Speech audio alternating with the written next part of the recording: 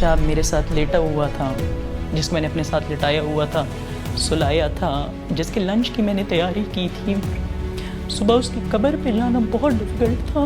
سوچا بھی نہیں ہوتا کہ اپنے بیٹے کی اس طرح ہو جائے گی، لیکن چونکہ میرے اوپر ایک ذمہ داری تھی اس علاقے کی، وہ ذمہ داری میں نے نبھانی تھی۔ ابھی اگر میں پہلے اپنی فیملی کو نکال لیتا تو وہ اس جذبے کے خلاف ہے جو ہمارے خون کا حصہ ہے۔ اور اس کے بعد پھر اپنے ہسبینڈ کو واپس وار زون میں بھیجنا وہ اس سے زیادہ ڈیفیکلٹ تھا، کیونکہ ارتضا تو چلا گیا تھا، یہاں پہ 3-4 دن جتنی جنگ رہی ہے، بس اللہ سے دعا ہی کر رہی تھی کہ مجھے کوئی دوسرا دن نہ دیکھنا پڑے، میں دوسرا لاس میں نہیں برداشت کر سکتی۔ ایک فخر بھی ہوتا ہے کہ اس کے سیکریفائس سے کہ وہ ہم لوگ جیت گئی ہے یہ جنگ تھے، لیکن پھر دکھ بھی ہوتا ہے، مطلب آپ کا کوئی فیملی ممبر اس طرح ایک دم سے جائے نا۔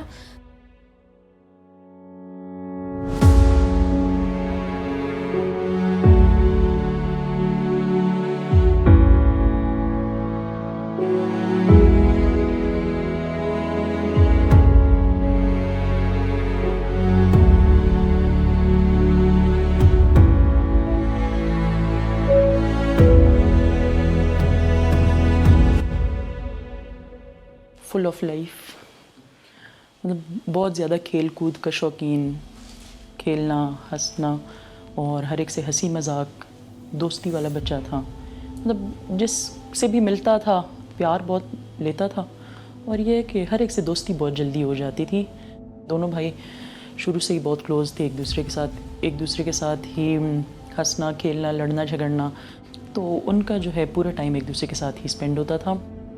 ہم لوگ جب وہاں ساتھ اسکول جاتے تھے وہاں پر وہ بڑا مزہ آتا تھا، کیونکہ گھر پہ تو ہوتے تھے وہ تو ہم دونوں بس ہوتے تھے، اسکول میں تو باقی لوگ بھی ہوتے تھے، اس میں بڑا مزہ آتا تھا۔ پرسنلی اس کے ساتھ یہی تھا جو ایک باپ بیٹے کا ہوتا ہے، نہایتی پیار کا، ادب کا اور احترام کا، اور اس کے علاوہ مذاق کرتے رہتے تھے ہم ایک دوسرے کے ساتھ، لیکن زیادہ وہ اپنی ماں کے ساتھ اٹیچ تھا۔ ابھی وہ ہمارے ساتھ ہی یہاں بیٹھا ہوتا، مطلب ہم دونوں ابھی کھیل رہے ہوتے، ابھی ہم دونوں کبھی اپنے نانا کے گھر جاتے کبھی دادا کے گھر۔ سوچ رہا تو ہوں اگر یہ نہ ہوتا تو کتنا اچھا رہتا، لیکن پھر اب کیا ہی کیا جائے، ہو تو گیا ہے۔ جب پہلگام انسیڈنٹ ہوا تو ہم نے دیکھا کہ دشمن نے اپنی فوج کی نقل و حرکت مقبوضہ کشمیر میں کافی زیادہ کی اور مختلف جگہوں پر ایڈیشنل فورس کو کنسنٹریٹ کیا۔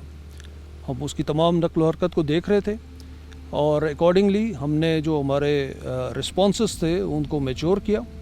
6-7 کی درمیانی رات کو تقریباً 12:30 بجے انہوں نے پہلا حملہ کیا، تو جب انہوں نے پہل کی تو ہم نے اپنی جوابی کارروائی شروع کی، اور اس طرح پوری رات میری یونٹ کی تقریباً تمام پوسٹوں پہ مختلف حصوں پہ فائر چلتا رہا اور بڑے بھرپور طریقے سے چلتا رہا۔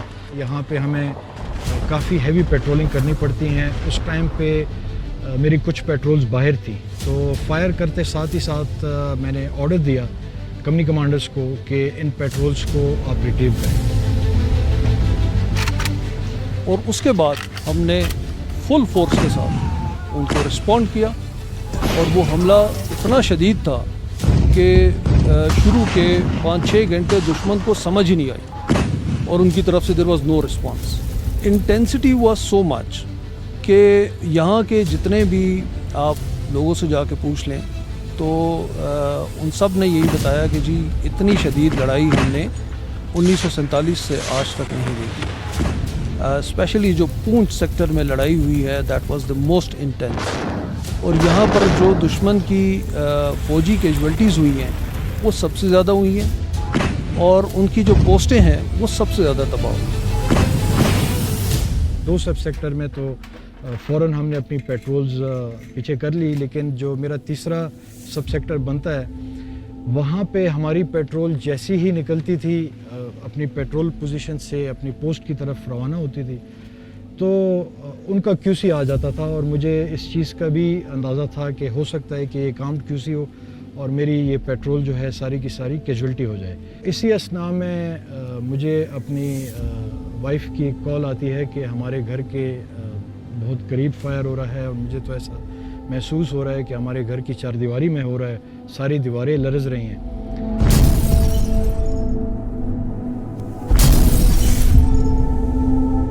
3 بجے کے آس پاس یہ ہماری بات ہوئی, تو اس کے بعد میری وائف ان کو اپنی بیڈ روم میں لے آئی. تھوڑا سا میرے بچے گھبرائے بھی ہوئے تھے, تو کلمہ پڑھ رہے تھے تینوں کے.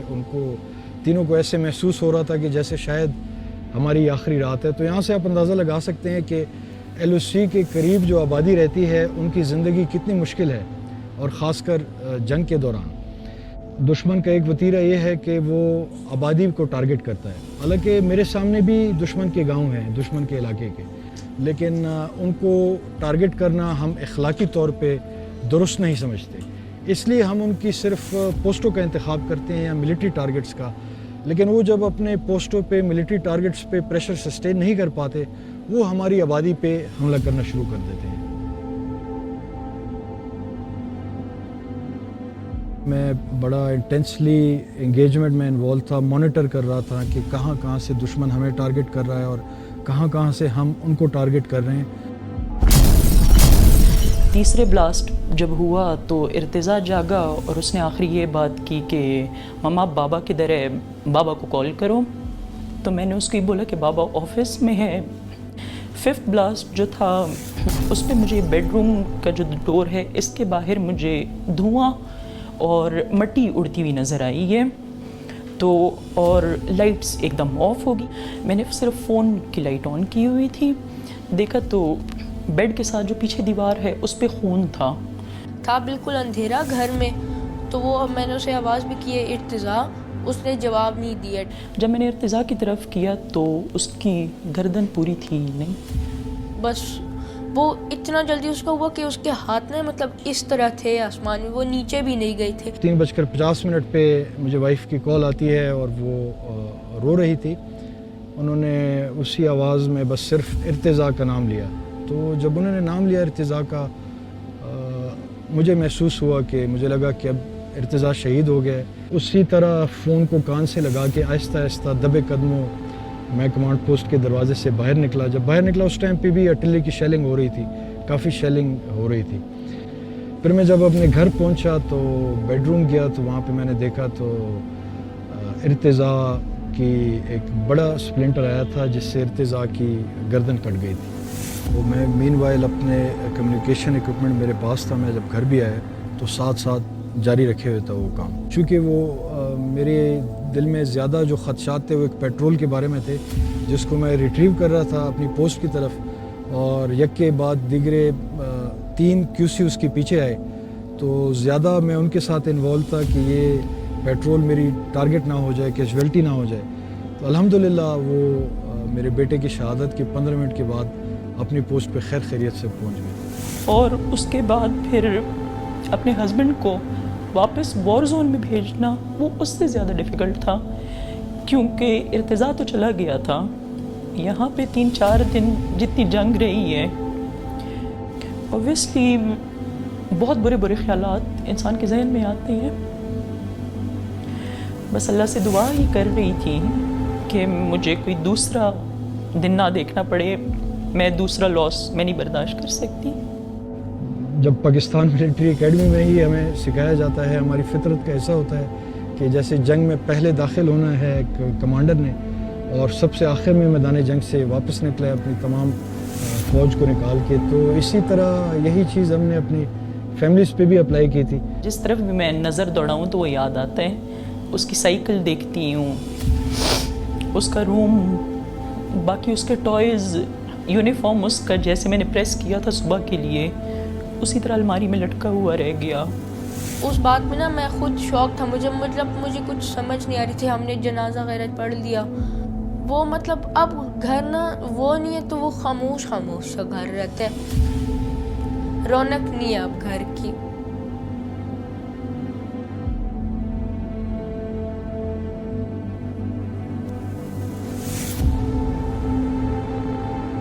دشمن کو میسیج یہی دوں گی کہ although I paid the price, but ہم ڈرنے والوں میں سے نہیں ہیں. آگے بھی انشاءاللہ ہمیشہ ڈٹ کے مقابلہ کریں گے اور ایسے ہی کریں گے جیسے ہم نے بنیان مرصوص میں کیا.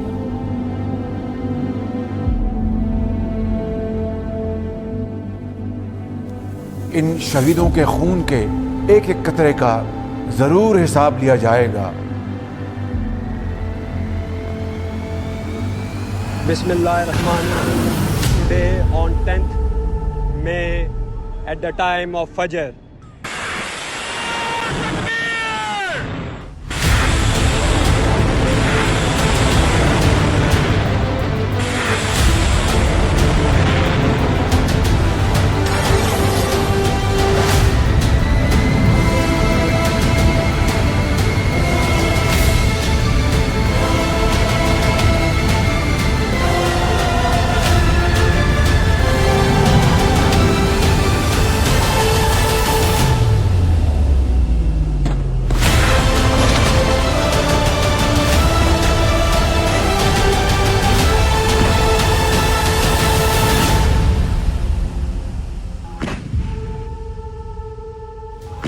جو ہمارا رسپانس تھا وہ it was not basically against specific event. اس میں جتنے بھی ہمارے کشمیری بھائیوں پہ مقبوضہ کشمیر میں مظالم ہوئے ان کا جواب بھی شامل تھا.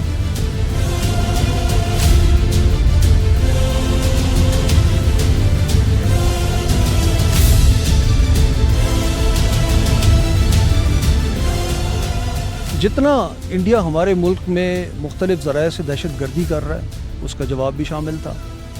جتنے ہمارے آزاد کشمیر میں ایل او سی کے قریب انڈیا نے مختلف مواقعوں پہ ایل او سی کی خلاف ورزی کر کے ان کو نقصان پہنچایا ہے ان کا جواب بھی شامل تھا. So it was a mixed response comprising of all these events. ہماری سینئر قیادت نے ہمیں نہایت ہی کلیئر انسٹرکشنز دیے تھے. اگر جنگ شروع ہوتی ہے تو آپ لوگوں نے ایسے لڑنا ہے fight as if it is your last day, اور جنگ لڑنے کی کوئی خواہش دل میں نہ رہے. پھر اس کے بعد وی آر آل سیٹ کہ اگر فیوچر میں بھی انڈیا کوئی اس طرح کا مس ایڈونچر کرتا ہے تو ہم پہلے سے بھی زیادہ زور سے اس کو جواب دیں گے.